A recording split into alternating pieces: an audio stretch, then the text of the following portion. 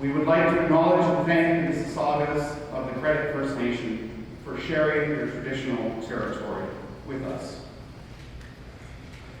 Thank you all very much for coming to our event this afternoon. The speaking portion of the event is being filmed with closed captions and will be made available after the event via the 7 websites of the electoral district associations in this region. I'd now like to begin with some acknowledgements of dignitaries in the audience today, which we have quite a few. I'd ask these dignitaries to stand as you are being mentioned, remain standing, and ask the audience to hold their applause until the last dignitary has been mentioned.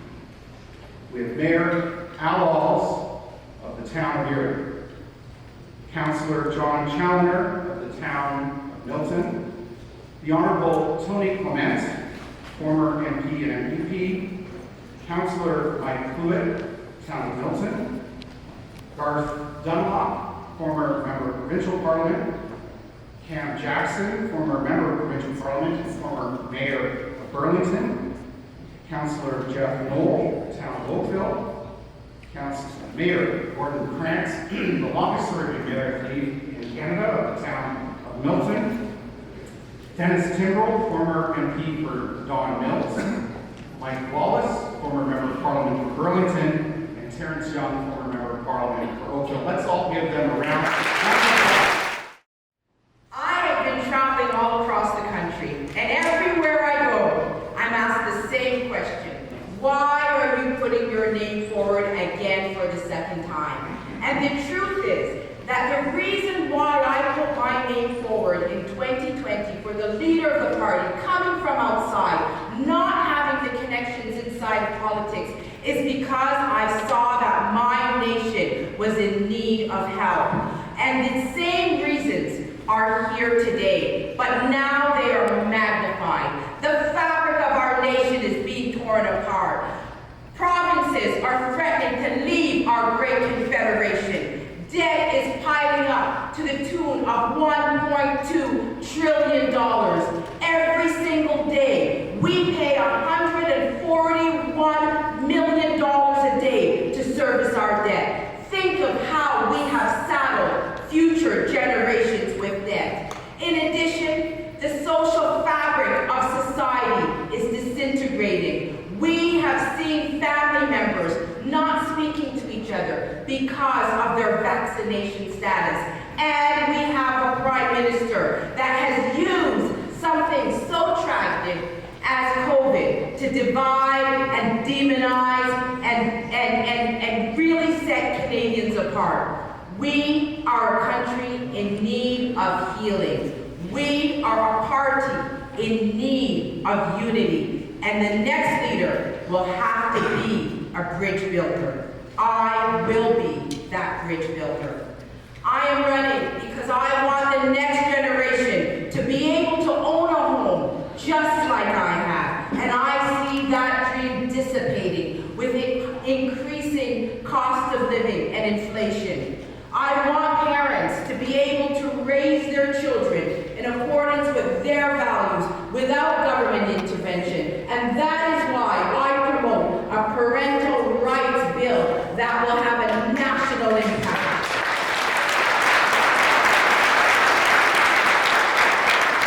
People of faith should be able to practice their faith without government intervention. And that is why I would reinstitute the office of religious freedom.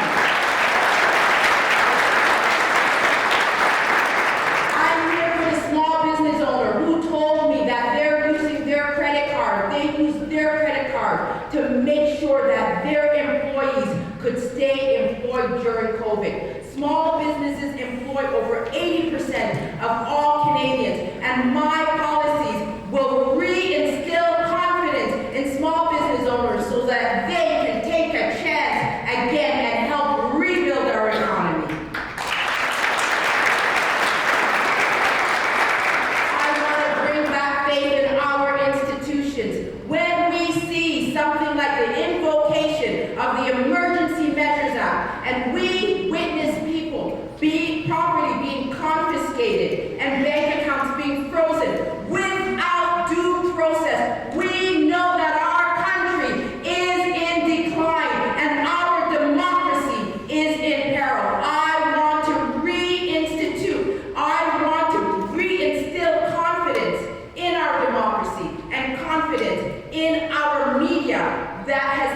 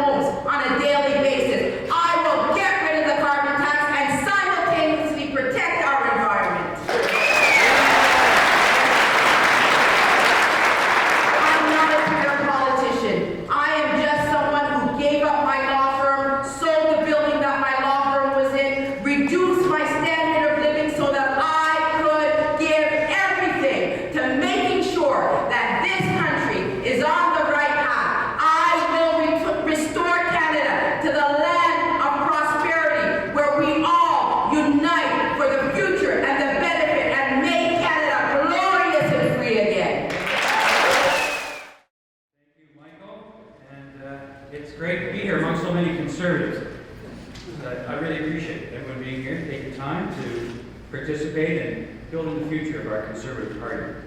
We're being here in Burlington today with people from Hamilton, Oakville, Milton, Mississauga. It's an honor. These are all places, of course, hard-working, patriotic Canadians who roll up their sleeves, earn their keep, and give back to their communities. It actually reminds me very much of Huntsville, my hometown, where I did serve as mayor for 5 years. For the past, I'm destroying the place. That's right. For the past 7 years, we have been let down by a government and politics that is not working for too many Canadians. I've been in Parliament now for 2 terms, and I am dismayed by the energy wasted on political games instead of getting things done. What is missing in Ottawa is leadership. In a world of instability, where too many families are unable to find a place to call home, where young people are losing hope in the future, and our politics seems to further divide us every day, our party, our Conservative Party, must be the answer to bring Canadians together. We must be the party to offer real leadership to tackle the affordability crisis, reignite the Canadian economy, and write the great Canadian comeback story. Our movement needs a leader who will show the country that we have the right approach to turn words into action and get Canada back on track.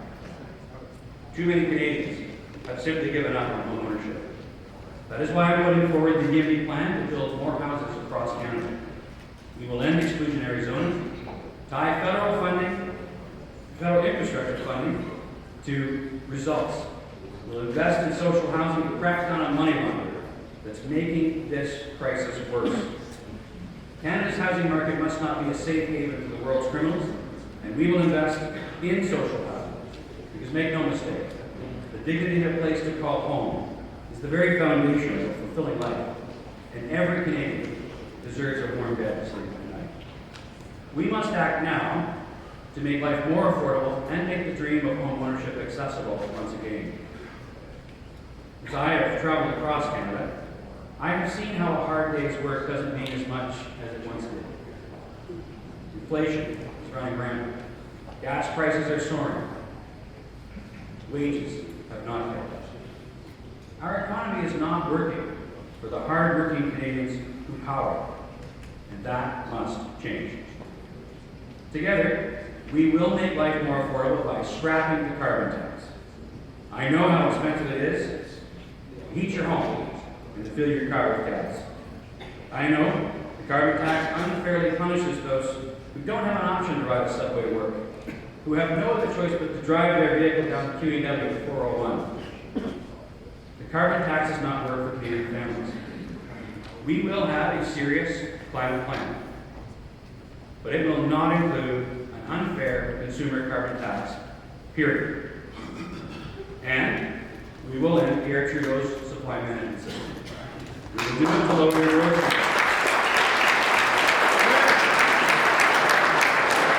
We will bring down the cost of milk, cheese, chicken, and other poultry products. We will do it to open up opportunities for the thousands of extraordinary Canadian farmers and help them break into new markets around the world. We are going to be bold and relentless in our mission to make life more affordable for Canadian families. And if you want to be a part of that, I need your vote. I need your hard work. I need you on my team. Conservatives know that Justin Trudeau talks the talk about unity and inclusion, but doesn't walk the walk. He talks about following the science, yet still supports this unscientific vaccine mandate. He's not doing it for public health. He's doing it because he thinks it's a great way to earn votes. We need a leader who stands up for all Canadians. It's time to end all mandates and bring respect back to politics in Canada.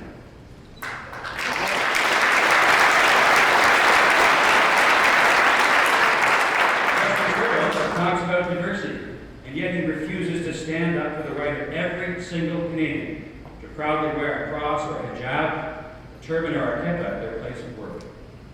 Quebec's Bill 21 is wrong, and I will stand up to it, because leaders who make right. This leadership election is about who can unite the ballot, and choosing a leader who will relentlessly pursue action and results for our great country over rhetoric and division is absolutely on the ballot.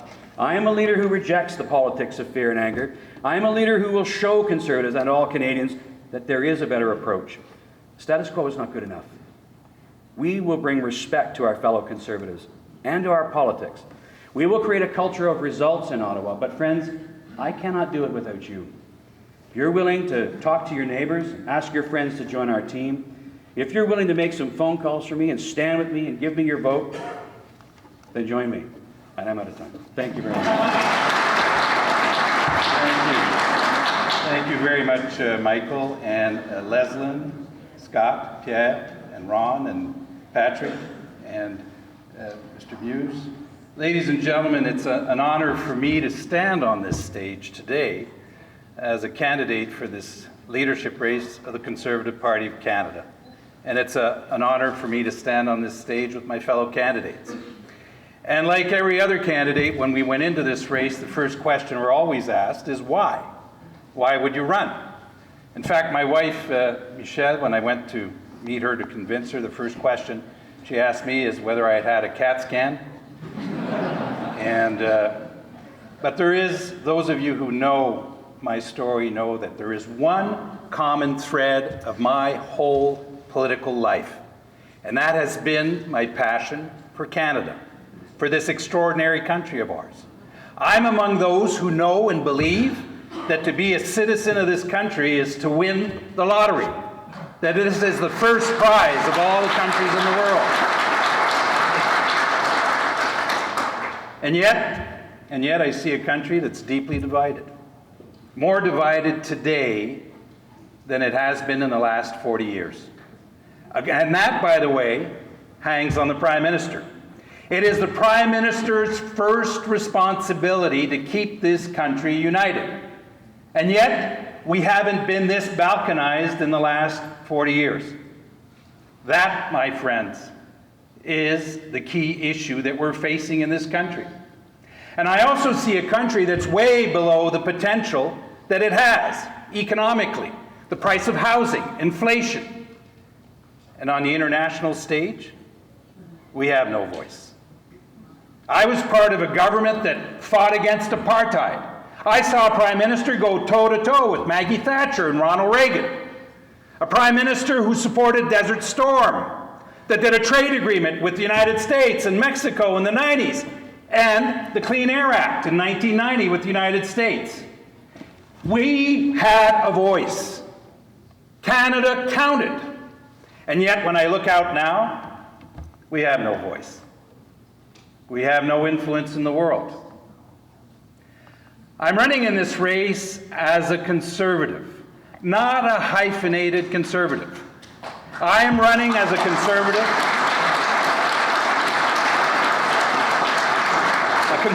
who believes in the values that you and I share. I'm a fiscal Conservative. So much so that after 15 years of the government that I led, which was a coalition of Federalists, when Mr. Legault in Quebec became Premier, he was left with an $8 billion surplus. $8 billion. You are not going to see that in your lifetime again. And I'm sorry to say this in a room in Ontario, but Quebec actually has a higher credit rating than Ontario. That, ladies and gentlemen, is what fiscal conservatism is about. And why do we do it? Not because we like to line up numbers on a sheet of paper, because we know that our ability to get things done, to protect the future, depends on our ability to run government and to keep a balanced sheet. That's what fiscal conservatism is about. I believe in a market-based economy. I believe in economic policies that promote growth, including resources. I promoted a plan called Plan A for Quebec to develop the mineral sector, the mining sector in Quebec. Supported oil and gas and pipelines. In fact, the last pipeline built in Quebec was built under my government. And by the way, what I say to you here in Ontario today, I say in French in Quebec with the same tone and the same conviction. That is leadership, standing up for what you believe in. And I believe in economic growth, not just for economic growth, because we want Canadians to have more of what they earn in their own pockets, so that they can buy a house, so that they can increase their wages and raise a family.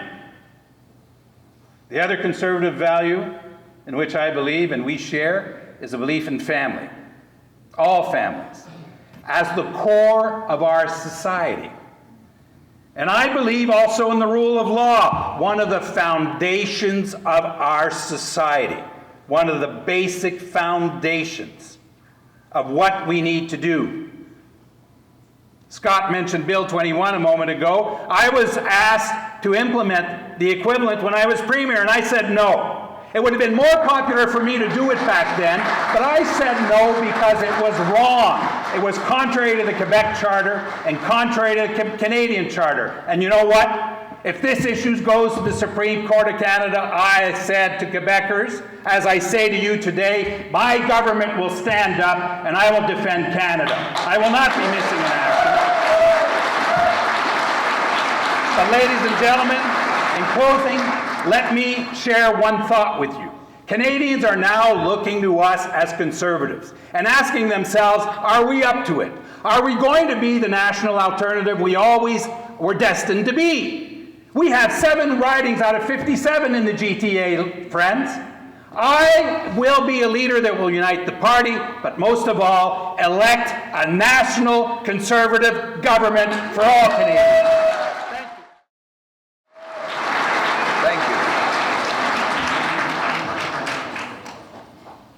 People feel like they've lost control of their lives. Could be the 14-year-old girl suffering from depression after 2 years separated from sporting and social activities. Small businessman who mortgaged his life to start a business only to have it locked down so many times it never opened up again. Could be the courageous trucker who delivered our goods and services across international borders without a vaccine for 2 years, while he was called a hero, all of a sudden to be turned into a villain by the Prime Minister and thrown out of his job for a personal medical decision. Then there's the economic control people have lost in their lives. You might be the single mother, skipping meals so your kids don't have to, because food price inflation has made you one of the 4 and 5 families that can no longer afford groceries. Or you might be the miner I met in Northern Ontario who no longer has the freedom to visit his dying parents in Thunder Bay because he can't afford $2 a liter to put in his truck to drive there. Or you might be the 32-year-old living in your parents' basement because you can't afford the $874,000 it now costs after 100% housing inflation over these last several years. Some people ask me why I'm running for Prime Minister. The answer is to solve that problem, that people feel like they're losing control of their lives. I am running for Prime Minister to make Canada the freest nation on earth so that you can take back control of your life. Yes.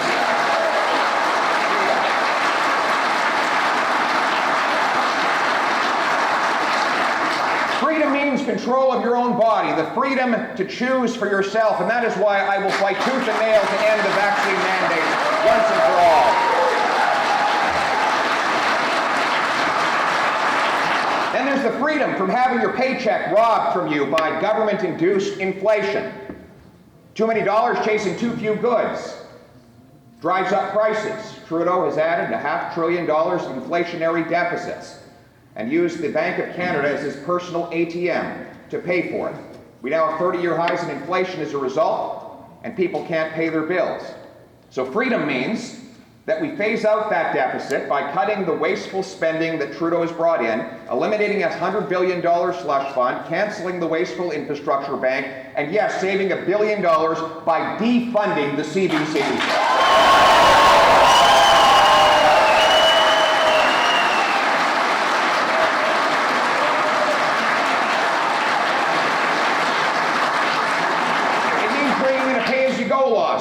Politicians have to find $1 of savings for each new dollar of unbudgeted spending, so taxpayers and the economy can catch up with the cost of government. It means reining in the out-of-control and politicized Bank of Canada by ensuring that it sticks to its mandate of low inflation and a strong dollar by giving the Auditor General the ability to audit our central bank.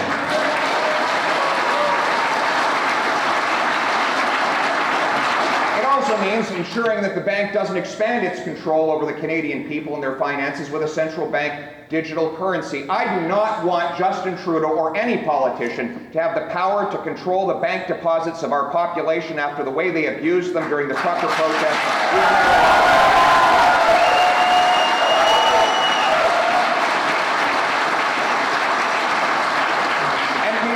Attack on our workers, our small business owners, our motorists, and our seniors trying to heat their homes by abolishing the carbon tax once and for all.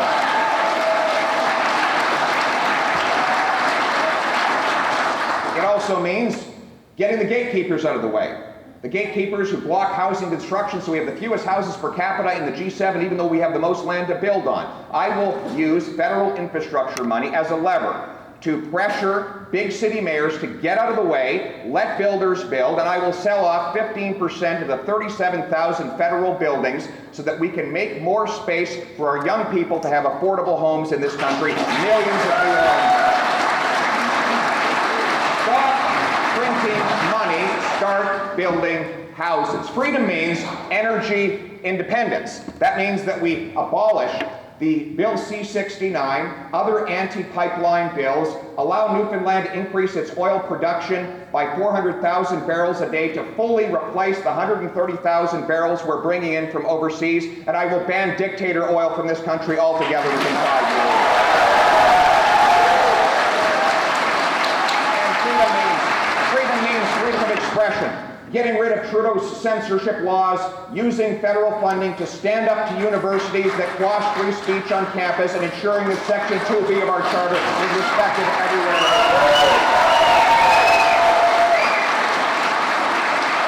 We will confront the woke warriors, stand up for our freedom, and in the words of the great Canadian Prime Minister John Diefenbaker when he signed our Bill of Rights, I am a Canadian, a free Canadian, free to speak without fear, free to stand for what I think right, free to oppose what I believe wrong, free to worship God in my own way. This heritage of freedom I pledge to uphold for myself and for all of mankind. Thank you. Thank you. And about a year and a half ago, I made a choice. I wasn't going to continue to inflict harm on Canadians. I publicly opposed the lockdown and was removed from the Ontario PC caucus. I then fought like hell, in Parliament, in court, in the media, and social media, for our kids, for our choice, for our democracy.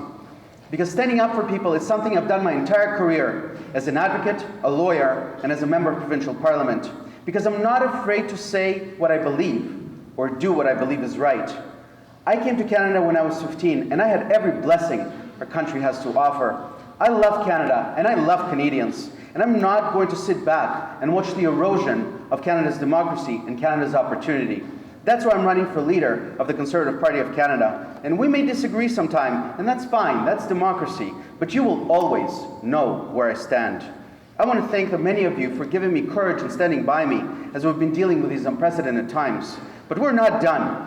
I made the health choice that most Canadians made, but that doesn't matter. Almost 3.5 million Canadians are experiencing unprecedented 21st century segregation. It's unbecoming and it's distasteful. So I invite you to help me, campaign with me, and work with me until every single Canadian has every single one of their rights fully restored.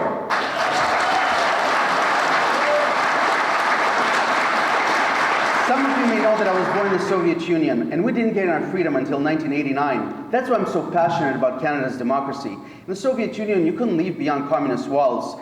That's why the fact that 3.5 million Canadians may not enter or exit Canada is something that should concern not just 3.5 million Canadians, but 35 million Canadians. Mobility rights are not just charter rights, they're human rights.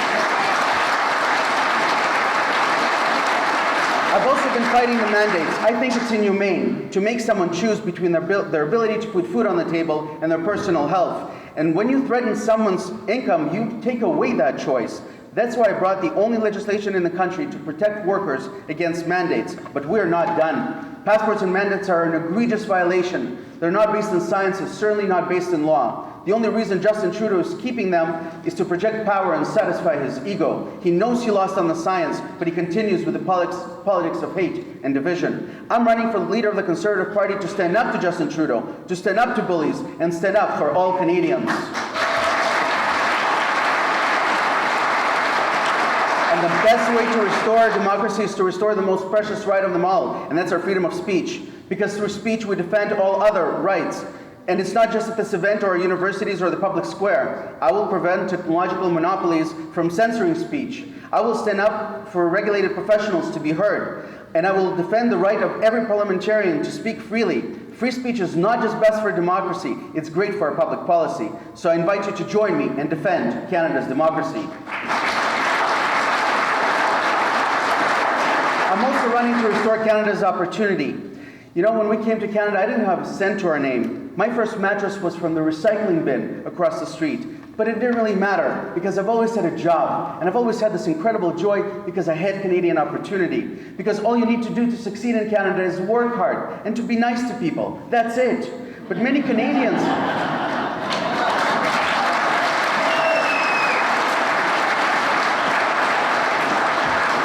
Many Canadians, including myself, feel that Canadian opportunity is now being eroded. But there are things we can do about it, and it starts by letting Canadians do something they love to do, and that's work. Universal basic income will create more government dependency. It will cause drastic wage increase and raise prices and the cost of living. Canadians don't want universal basic income. We want to earn an income. I think that Canada's natural resources are a blessing, and I will not let oil and gas be cancelled. It's not just good for our strategic interest or our economic bottom line, it's also great for our planet, because Canadians can produce energy safer and cleaner than any other nation in the world. So I will repeal the carbon tax and the anti-pipeline bill, and I'm going to unleash Canada's potential and turn it into the energy and natural resources superpower that we ought to be.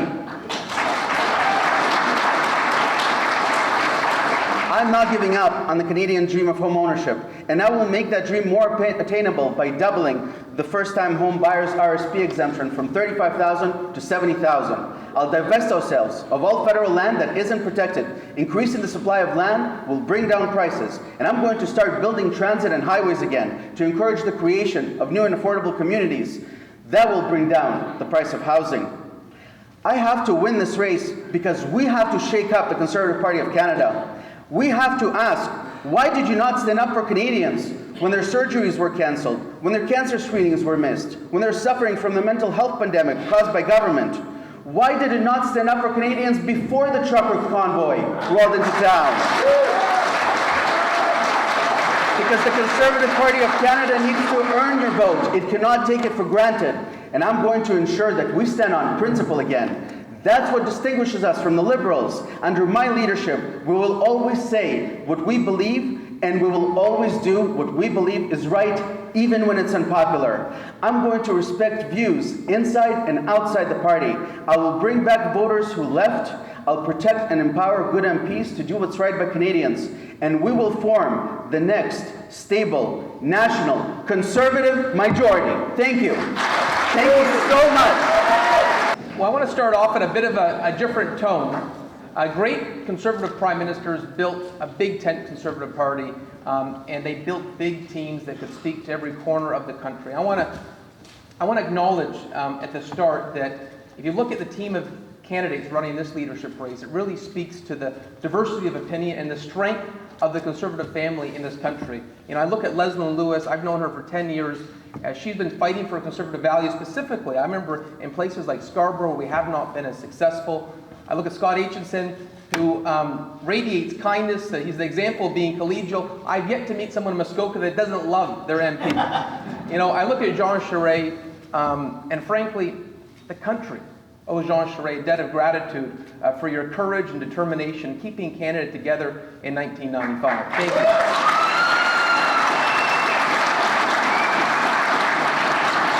I look at Pierre in his determined prosecution of the government's failed policies, particularly with inflationary crisis, is praiseworthy. And thank you for that determined effort. I look at Roman Baber, who at the beginning of COVID, it wasn't easy to challenge the lazy approach of lockdowns.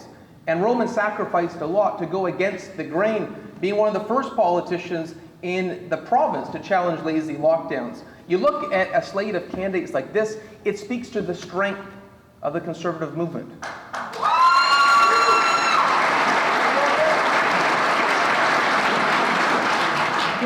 Too often as Conservatives, we focus on our differences. And I think we've heard today there's a lot of commonality of where we want to take the country. On taxes, Conservatives know that our country is overtaxed, and we will fight new taxes at every inch. I know that in Brampton, where I've challenged the orthodoxy of municipalities. And most municipalities across the country raise taxes again and again and again. Brampton is the only big city that has challenged that orthodoxy and to say that's not the solution. You can't simply charge people more and more. There is an affordability crisis in this country, and too many families are struggling to make ends meet.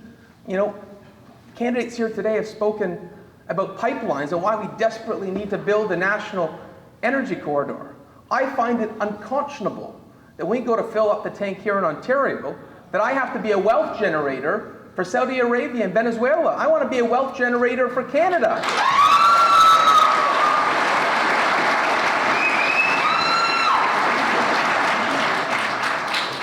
Many of us have spoken about law and order. I see that. I deal as a big city mayor with the challenges of guns and gangs in the GTA. And we have a criminal code that is a revolving door. It protects the rights of criminals over those of victims. And the Liberals have been tone deaf to the frustrations that our frontline law enforcement have raised. Conservatives can reconcile these challenges. 7 years ago, Justin Trudeau said he would deal with foreign credential recognition. He's done nothing. It's in silos. And just last week, I was speaking to a Lebanese community group in Ottawa where there was a fellow who had been trying to get his engineering credentials recognized for 9 years. I was in Saskatoon with a community from Kerala where they couldn't get accreditation to be nurses in our hospital. We need a government that will actually move on these issues. You look at Bill 21 in Quebec, which is an attack on religious freedom, that people lose their jobs based on their faith. That goes against the core of the Canadian dream that everything is possible.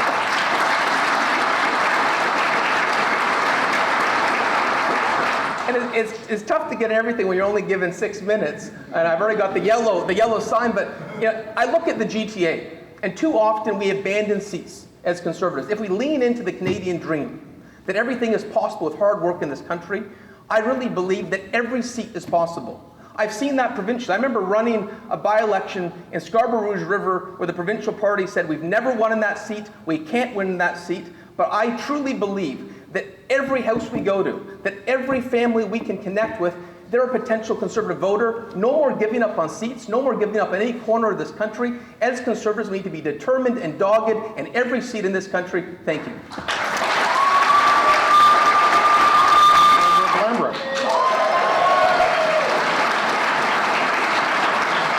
I think we've added some more people, it sounds like.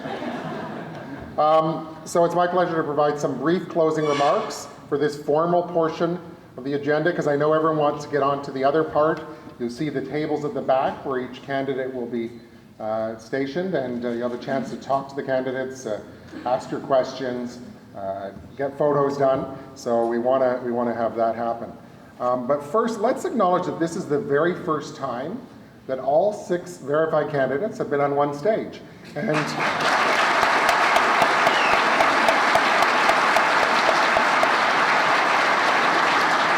I think what you've heard is the same as what I've heard.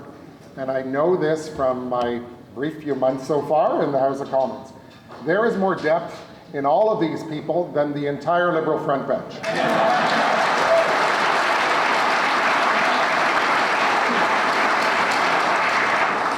And so, friends, in 4 months and 10 days, when our new leader is announced, it is very important that we are all united behind that person, because that person will be the next Prime Minister of Canada.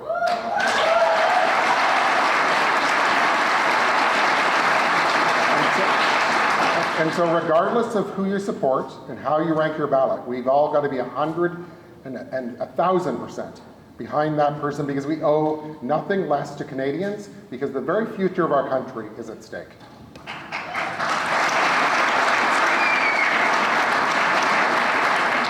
So with that said, all of the candidates took time from their very busy schedules to be with us this afternoon. So let's show our thanks with a robust round of applause for all of them.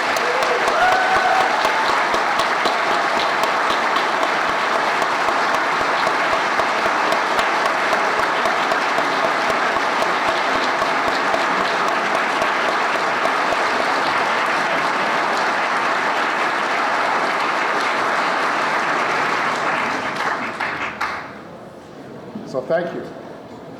But it also takes a great team to pull off an event like this, and so if you can bear with us, there's a lot of people who were involved in the organization of this event who need to be recognized. And we're going to just go riding by riding and name a few people.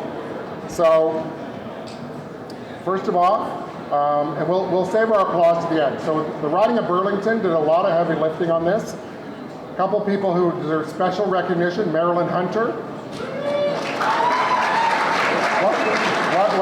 Marilyn deserves the applause, but let's save the applause to the end. As well, Lori Allen, who ran all the volunteers, Debbie Soba and her security team, and of course Emily Brown, the candidate of record for Burlington. In Flamborough-Glanbrook, James Constable was our lead on the organization committee. In Milton, Nadine Sheikh and Nadeem Akbar, our candidate of record, were involved. In Mississauga Lakeshore, Brian Smith, Blake Greenwood, and Mike Raz, our candidate of record there, were involved. In Oakville, Tim Crowder, Esther Shea, Mark Carr, and Harry Colburn, our candidate of record. And the other riding that did a lot of the heavy lifting was Oakville, North-Burlington, with Beth Gregg really the driving force behind all of this. And Helen Riscala, our candidate of record from Burlington. And of course, not least at all, our friend Michael Chong and the Wellington Halton Hills Riding Association. Bill Rose from the Riding Association, but also Lori Norrie put together the entire RSVP list of 1,200, and so that's a lot of work. Last two thank yous are to Frank and Sonia from the Burlington Convention Center. So let's give a round of applause to all the people involved.